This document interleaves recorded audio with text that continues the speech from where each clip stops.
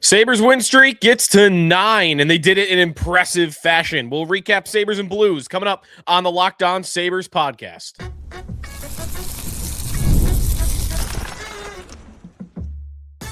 You're Locked On Sabres, your daily podcast on the Buffalo Sabres. Part of the Locked On Podcast Network, your team every day.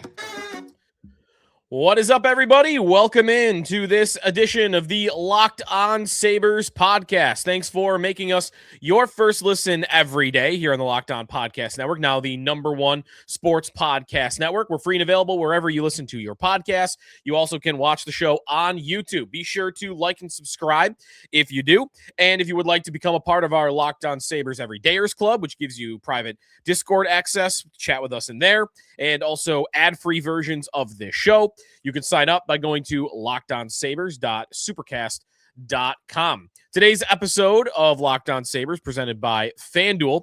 Check out the FanDuel app. See what's dropping during NBA Happy Hour. That's coming up on Friday, 6 to 7:30 Eastern Time. Lot to get to on today's show. Sabres beat the St. Louis Blues 4-2 was the final, and the team gets their win streak to 9, and they now sit in a playoff spot by points percentage, which is the more accurate way to do it. It also is, by the way, it's weird to me that, well, I guess it's not. You open up the standings page and the Sabres are not in the playoffs because they have 44 points and Florida has 44 points. Both have more in terms of points percentage than Washington because they sit with 45 points with one more game played. However, I get why they do that because it's easier to look at. Right? Like, if you are a casual hockey fan and they're doing it by points percentage, I'm not sure that's really the best way to bring clarity to people. You probably will confuse people doing that.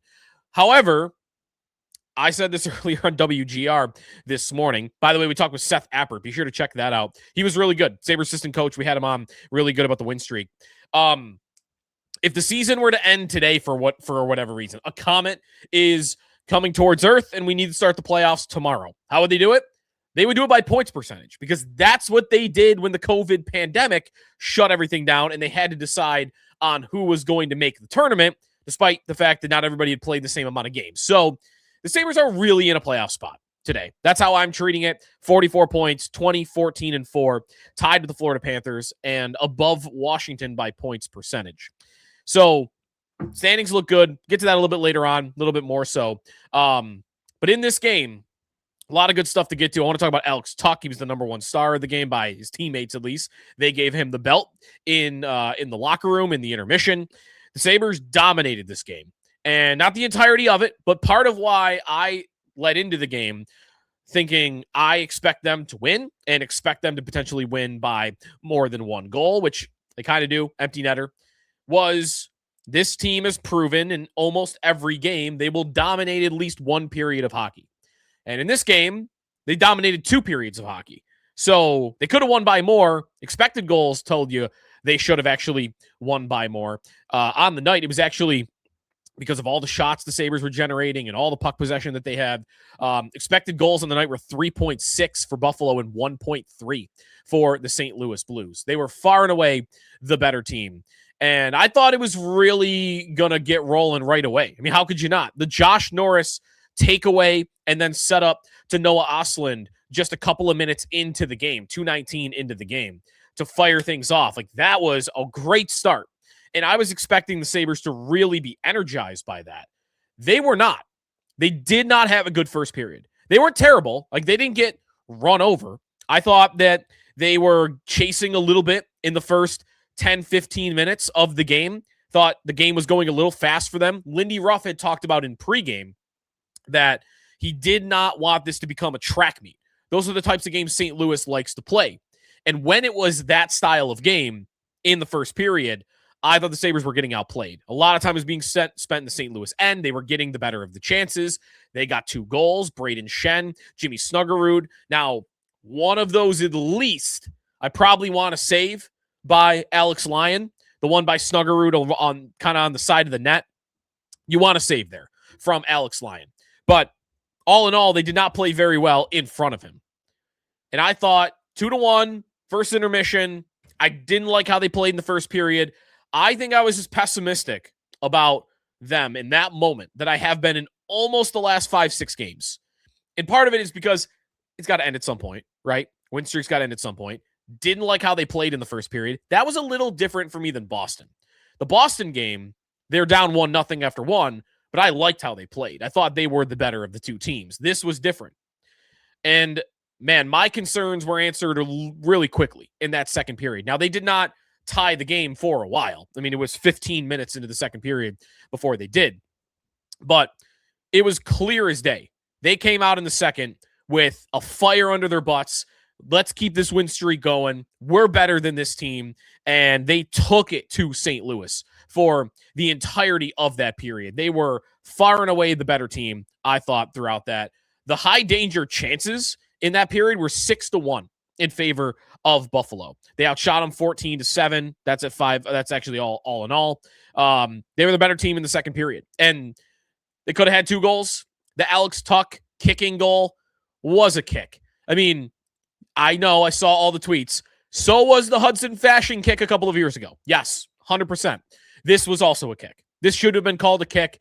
I'm good with not calling kick goals in general if you want to put that in the rule book. But it is in the rule book. That's a kick. And Tuch even admitted to it. Like, that shouldn't have counted.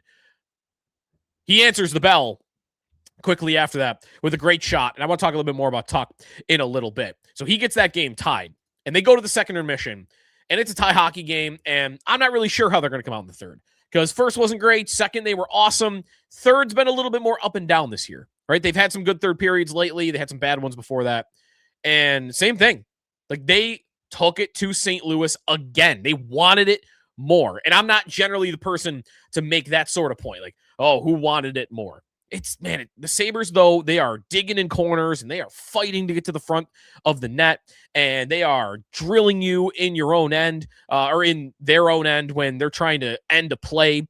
Samuelsson doing a lot of that this year. Like, they look like the type of team that everybody wants them to be. So they're doing that in the third. And Zach Benson, very early on, within the first 2 minutes, getting that lead goal was huge. And that's a great play by a great line. That line was awesome. It was the best line they had on the night. Ryan McLeod, Jack Quinn, and Zach Benson. I kind of can't believe Jack Quinn, who I had as anytime goal scorer in this game, did not have 2 or 3 goals of his own. He had a lot of chances. But, you know, you live and lose. So we didn't get that on the Jack Quinn goal, but that's fine. The line got a goal.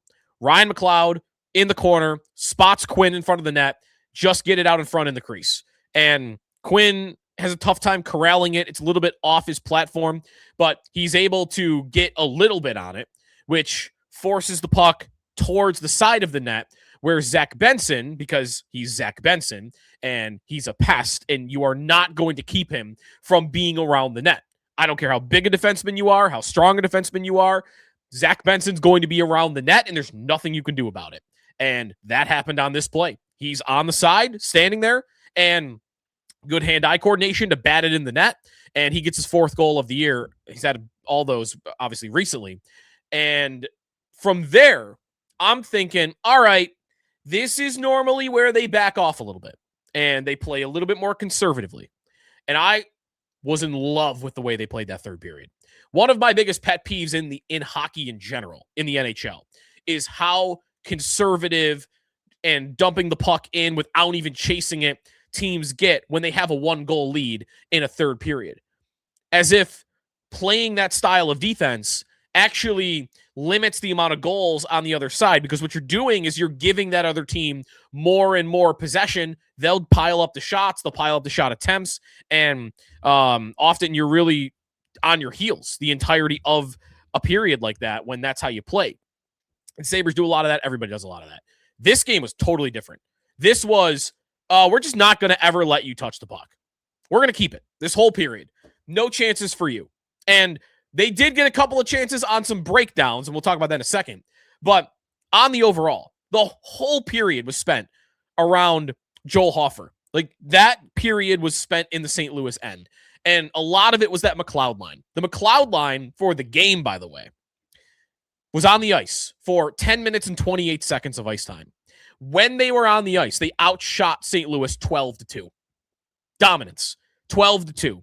In the third period overall, Again, a period the Blues spent over 18 minutes of trailing. They generated exactly 2 shots on goal. That's it.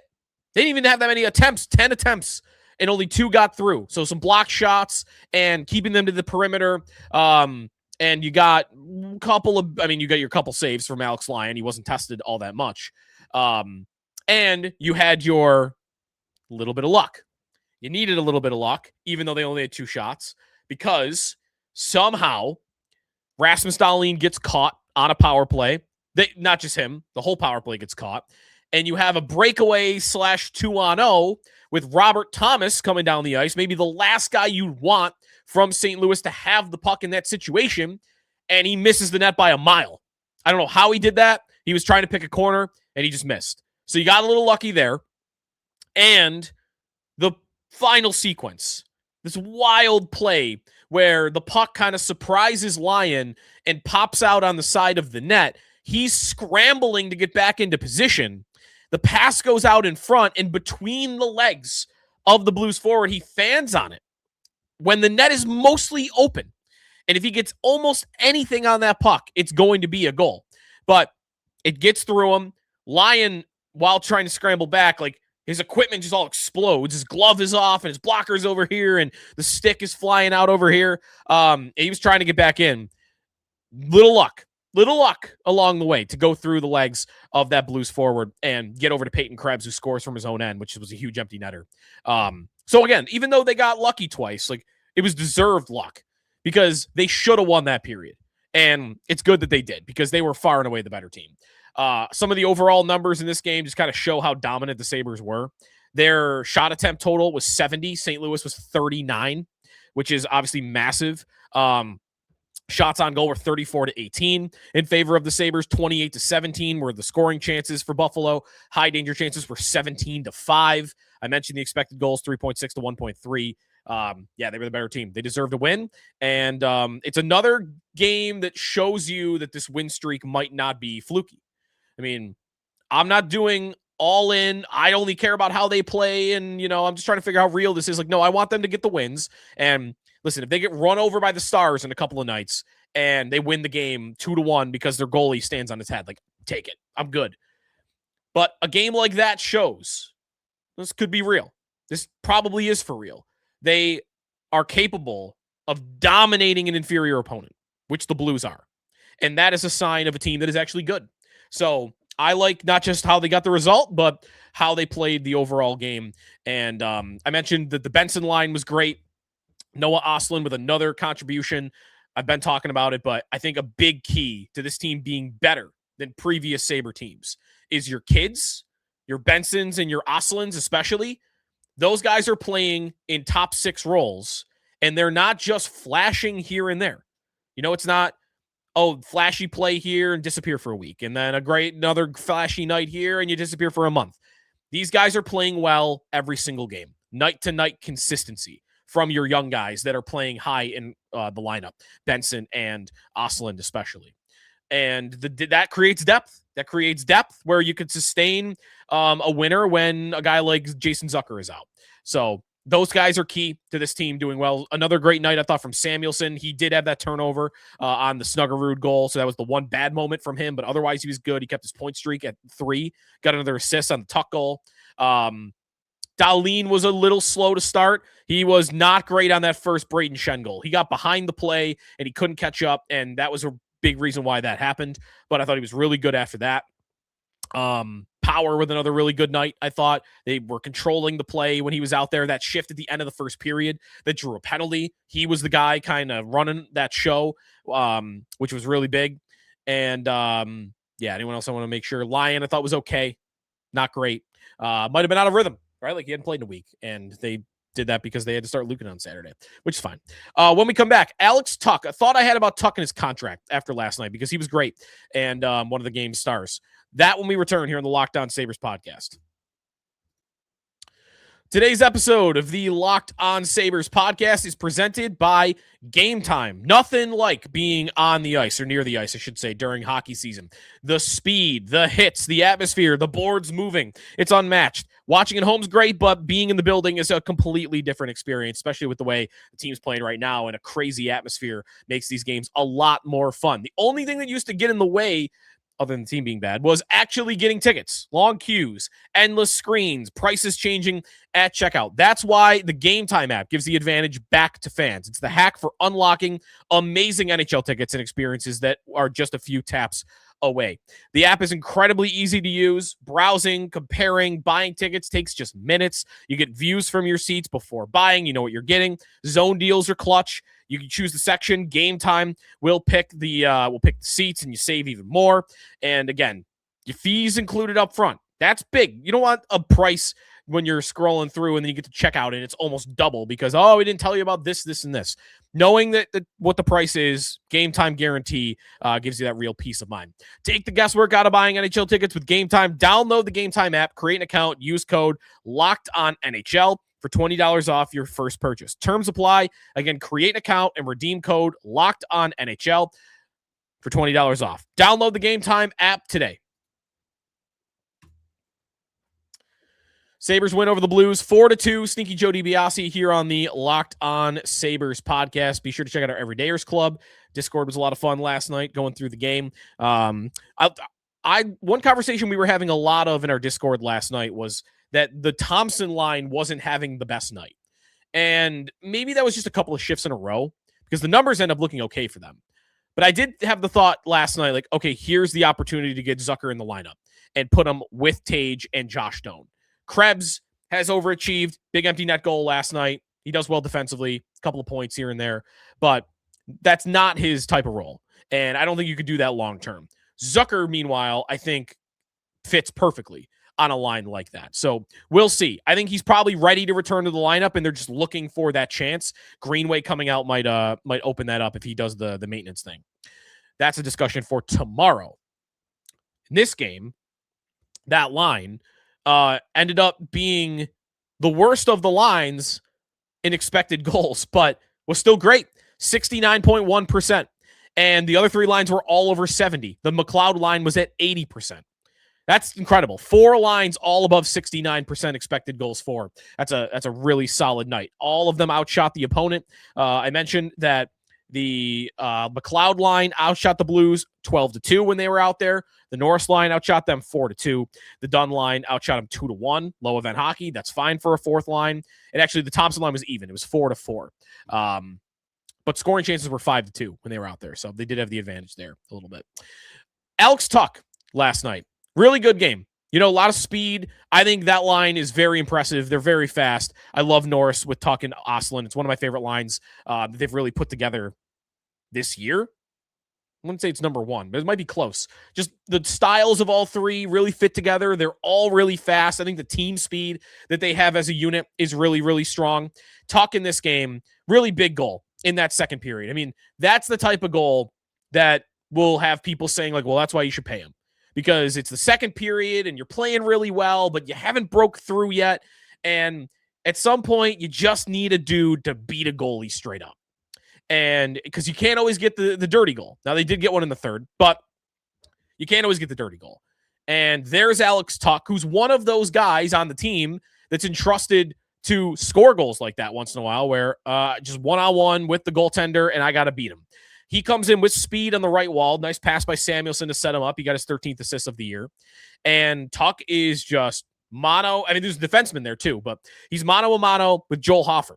And he beats him on the low right side, or when Tuch's left, posting in.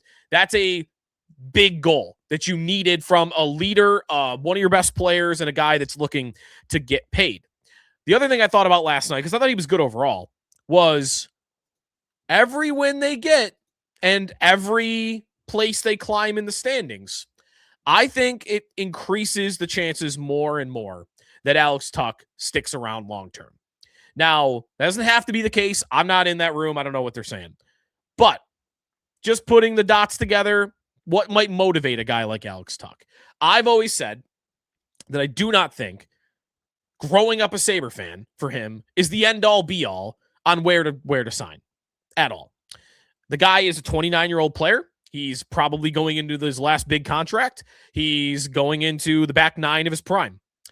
And he's someone who has experienced going all the way to the Stanley Cup final, has been in the playoffs multiple times. He knows what winning is like, what it feels like. He's going to want to be a part of a winner. And I would not just ever assume that he would sign up here because of local connections, because here you might be signing up to never win. And I think a lot of guys are going to have trouble kind of getting on board with that. So Tuch, seemingly in negotiations, has been charging a big premium for that.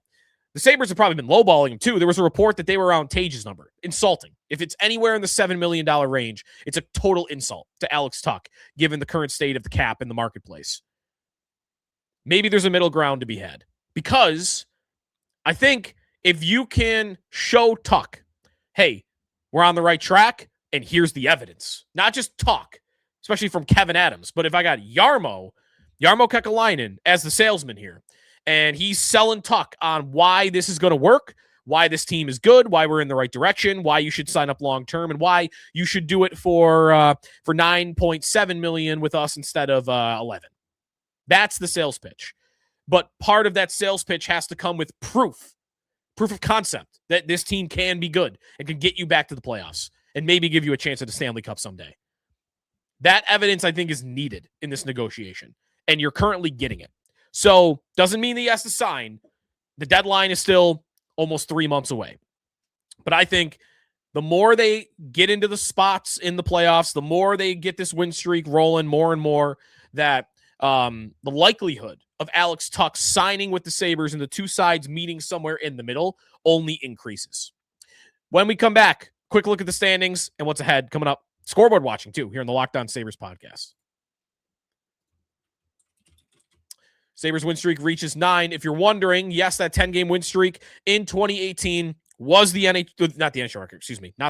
The Sabres record. They've done it 3 times, 2018 the most recent. They've never got to 11. If they win out on this streak, they will set the franchise record for wins in a row.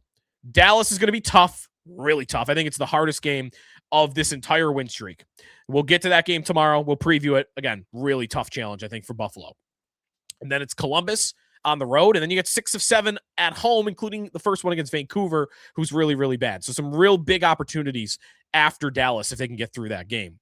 The standings and scoreboard watching. So we mentioned earlier, 44 points, not in a spot if you open up the page, but they are by points percentage. The teams around them last night did do some winning.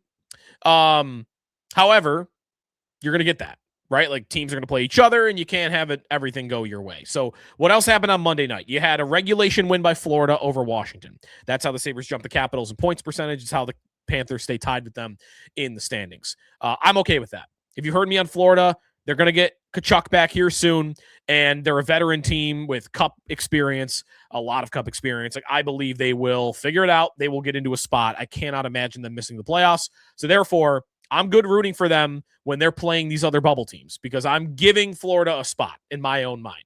And I think that's the right way to approach it. Rangers losing overtime to Carolina. Fine result. Would have preferred a regulation win by Carolina. They're not a worry. They're going to win the Metro. Not in your hair at all. Rangers are behind you. They've played a couple more games. Not a great result there either. Columbus beats Ottawa in regulation. I said the other night, keep an eye on Columbus. For now, they're at the bottom, and I'm good rooting for them because you're ahead of them, and you're going to need some of these teams above you to lose. Ottawa, 41 points above Columbus. Now Columbus, though, is at 40. Eventually, we might have to start rooting against Columbus, but maybe we're not quite there yet. So last night, I think that's a good result. Ottawa losing again as they continue to fall back. They have not been good. They've only won, I think it's one of their last 5, but don't quote me on that. Anyways, elsewhere around the league, you had Calgary over Boston in overtime. Again, that's fine. 1 point for the Bruins. They sit with 42 points in 40 games. Tuesday night. So usually on Tuesdays, you're not going to see as many games. That is the case here. You have 5, but you have a lot of scoreboard watching for the Sabres' sake. You have, I think, a team to root for in all of them. So if you want to sit back, watch some hockey, there's no football on, your fantasy season is over, fantasy football at least. Hockey, 7 o'clock, Maple Leafs and Devils. You want to be rooting for Toronto. Toronto down at 40 points, New Jersey at 42. I'd say, though, that one is just give me a regulation win on either side is the best case, and I would prefer probably Toronto. Montreal and Florida, same motivation from me. I think the Montreal Canadiens are very catchable. I think Florida's tougher. Florida in regulation would put Montreal to 46 points in 39 games. So points percentage, you'd be very, very tight between Buffalo and the Canadiens. Sabres have 3 games against Montreal in the month of January. So I'm going to want to see them win those games, and I think kicking them down as much as possible before that would be key. So I'm rooting for Florida over Montreal. Carolina over Pittsburgh is what you want in this game tonight. That's also at 7. And then the easy ones, West versus East. You want Chicago to beat the Islanders, and you want Vancouver to beat Philly. Not the best strength of opponent, right? Chicago's not great, and Vancouver's not great either. But those are easy ones to root for. So a lot of scoreboard watching tonight if you are into it and you want to start jumping in. Tuesday night would be a good day to start. All right. I mentioned Seth Appert was good with us on WGR. Be sure to check that out. We don't have anything in terms of injury updates at the moment, time of recording. Jason Zucker is the guy we're watching for tomorrow. I have a guess that he'll enter the lineup. And the other thing is goalie.